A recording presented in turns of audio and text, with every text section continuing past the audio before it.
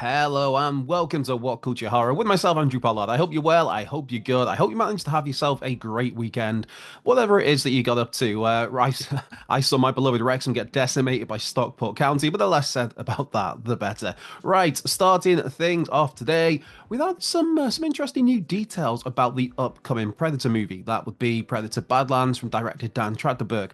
In an interview with Empire, Trachtenberg revealed the fascinating idea that Badlands will essentially be told from the Predator's point of view, the Predator being the main protagonist here. As Trachtenberg put it, there's a quote here: "The creature is front and center, leading the charge. He's still badass, but there's something there that touches you emotionally too.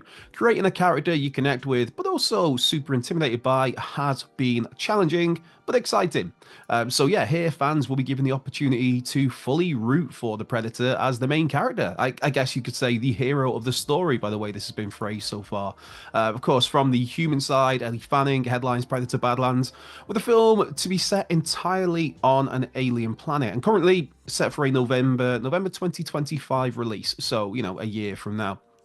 Interestingly, Dan Trachtenberg has also teased a couple of times now that he secretly directed another Predator movie recently, with speculation there that that is an animated movie. But there's going to be more on that as we get it, because it's all very hush hush. It's just like, is he saying what I think he's saying? But yeah, supposedly a animated movie that will be on a streaming platform. You'd imagine Disney Plus, I'd imagine. Right, it feels it does. It feels like barely a week goes by where there's not some sort of story revolving around a classic character of old, usually now in the public domain, and now being turned into a horror movie character. Literally, last week, was it? I'm trying to think whether it was last week's Monday video or last week's Thursday video. I think it might have been Monday. Either way, last week came casting news for Screamboat, which is one of several upcoming horror movies that will put that horror spin on Mickey Mouse in this case, or at least the early Steamboat Willie iteration of Mickey Mouse. And now, well, now there's news that Popeye is the latest character to get the horror treatment. Yes, from my understanding of it, Popeye the Sailor Man, from doing a bit of digging into it this morning, has been in the public domain for a couple of years already in a bunch of countries, and now that is the case in the United States. Again, that's very loose digging today from me on public domain rights for Popeye. Either way, ITN Studios is behind this Popeye movie, and they've given Bloody Disgusting an exclusive first look at the film. Basically, a couple of glimpses of Popeye, who does look all kinds of menacing. William Stead, who helmed 2023's Children of the Night, he's directing. Rennie Auguste is producing. Now, while Rennie Auguste has been involved with Winnie the Pooh, the Blood and Honey movies, the upcoming Pinocchio Unstrung, Peter Pan's Neverland Nightmare, Popeye will not be a part of the Poohniverse, which is also known as the Twisted Childhood Universe. Here I am, a man in my middle ages, spending my Mondays talking about Poohniverse. Anyway, Stephen Murphy is the person playing Popeye here, in what's described as a raunchy and gory slasher. There is also a brief initial synopsis out there right now, which reads: "The legend of Popeye haunts a group of counselors as they intend to open a summer camp." When we just learn that summer camps, never a good idea. Never a good idea. Anyway, as of now, Popeye is aiming for a January release, so only a couple of months away. Another film now in early development is a sequel to one of Netflix's biggest recent horror hits. That'd be Under Paris. It broke a bunch of records for a non-English language movie on the platform, bringing in over 100 million views, which is pretty impressive. Now, of course, Under Paris is getting the sequel treatment. Now, that first movie, it was released to Netflix only a couple of months ago. It was this past June, and it centers on a giant shark and her mutated offspring running wild, brother, in the River Seine in and around Paris. All as a triathlon takes place in the city, which essentially ends up being like ringing the proverbial dinner bell. We've even got a mayor here who's fully aware of the risk but refuses to listen to any of this and call off the triathlon. It's very much in the mold that way, the mayor of Murray Hamilton's Mayor Vaughan in Jaws. You yell Barracuda, everybody says meh. You yell shark, we've got a panic on our hands on the 4th of July. Anyway, by the end of that's the Jaws, the Jaws nerd coming out of me, I can't help. Anyway, by the end of Under Paris, the city is basically underwater, and those mutated sharks are shown taking over the world pretty much. You see them in the likes of London, Tokyo, New York. Now, for this sequel, director Xavier Gans is returning for Under Paris 2, and also confirmed to Variety that the sequel will take place in a Paris that is completely submerged underwater. Berenice Bejo will be back as Sophia. That's the marine scientist that was caught up in the middle of all of this in the first film. Nassim Lyes will be back as Adil, the police diver who also just about managed to survive the events of that first movie. There are a couple of conflicting reports here, with Bejo stating Under Paris 2 will start shooting next September. Well, Variety, they report that shooting actually isn't likely to get started properly until early 2026. But either way, Under Paris 2 is on the way. I mean, while it did have its problems, Johannes Roberts' 47 meters down on Cage gave us a glimpse of the dread and terror that an underwater city can bring. I mean, that film had a bunch of friends stuck in an underwater Mayan city with some sharks. And yeah, there was a few wobbles here and there, but just that confined space of buildings underwater, structures underwater.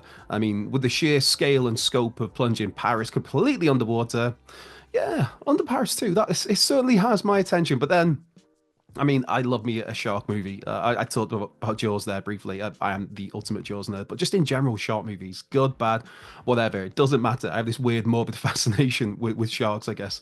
If I see a shark film, I'll always give it a go, whether it's, sand sharks, snow sharks, the multi-headed shark attack movie, Sharktopus, Mega Shark, 47 Meters Down films, 12 Days of Terror. There was one a couple of years ago from The Depths, which had a really, really interesting premise focusing on a woman who was seemingly suffering from PTSD after surviving a shark attack that killed her sister and boyfriend. There was a twist there, which I'm not going to give away, but that was really well done at times. Bait is one that always gets criminally overlooked too for me. I think with Bait, maybe some people didn't give it a chance because of its fairly daft sounding loose premise of sharks in a supermarket. But yeah, it's a lot of fun. It's a lot more than that. As is Cage Dive. That's a found footage shark movie that, yeah, man, that film properly gave me the willies because you are there. You're there. It's found footage with sharks. Yeah. I mean, of course, the greatest shark movie not named Jaws, that would be Andrew Trauki's The Reef. That is just so well made and so unsettling. Anyway, let us know in the comments what your favorite shark movies are. Just I'm always here to talk shark movies. Hit me up. To wrap things up today, just a few details because there's not too much news out there. There's those 3 stories we've covered, but I just thought a few details on some brilliant new releases that should be on your radar. Firstly, last week saw Arrow release a swanky new 4K release of the classic Elvira, Mistress of the Dark. How's your head, right? Yep, that line always gets me. Anyway, much like shark movies, I am a sucker for Elvira, and this new release is just a beauty, man.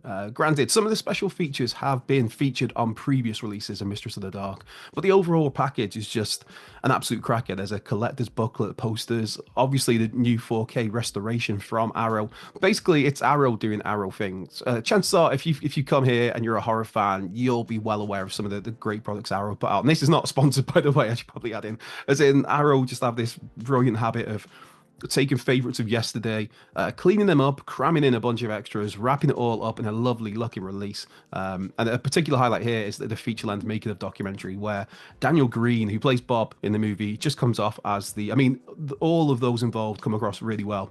But Daniel Green just comes across as the loveliest of fellas.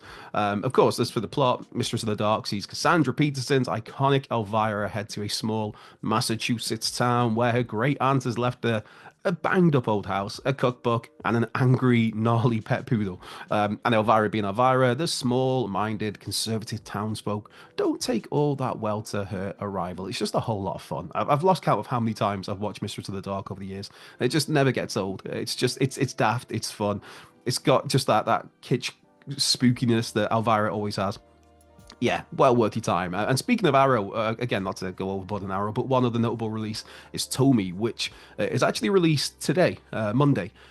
People talk about Ring, Ju-on, Dark Water, those sort of films, but Toby is often overlooked when looking at the rise of J-horror in the late 90s and early 2000s. What makes this release even more noteworthy is it's the first time Tommy has been released on Blu-ray outside of Japan, like the first time ever. So yeah, I mean, for those outside of Japan, there was previously an extremely rare, hard to find DVD release from, I think it was like 2011, maybe 2012, which you can find on eBay for daft prices. The film itself is based on Junji Ito's manga of the same name, which focuses on Tomi Kawakami, a pretty young girl who drives her admirers to madness and usually their own death. With the catch being here that if you manage to kill Tommy, she's able to regenerate in a couple of weeks and then return for her own skewed take of revenge. Now, given how this Arrow release is the first time non-Japanese audiences have had a Blu-ray release of Tommy, there's a whole bunch of fresh new content packed into this. There's interviews, there's chat tracks, as is so often the case. There's the collector's booklet, the patented reverse sleeve. There's a bunch of those over there somewhere. But yeah, that's one you should absolutely be hunting down. And a quick other one that I'm going to throw out there, so I don't go too long with this video. While I've been able to check out the new Elvira and Tommy releases already, something I've not taken a look at yet, but is absolutely on my radar for hopefully later today, is the Creep tapes, which landed on Shudder over the weekend.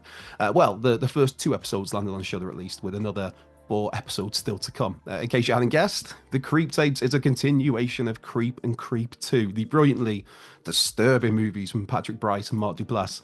Once again, we pick things up with Duplass's character, who went by the name Joseph in the first movie, then took on the name of Aaron in the second movie, Aaron being the poor videographer he duped, tormented, and ultimately killed in the first film.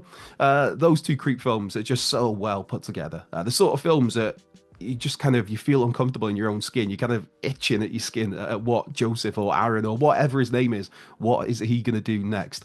Either way, like I said, the first 2 of the Creep tapes, 6 episodes are now on Shudder, and I believe also on AMC Plus if you have that.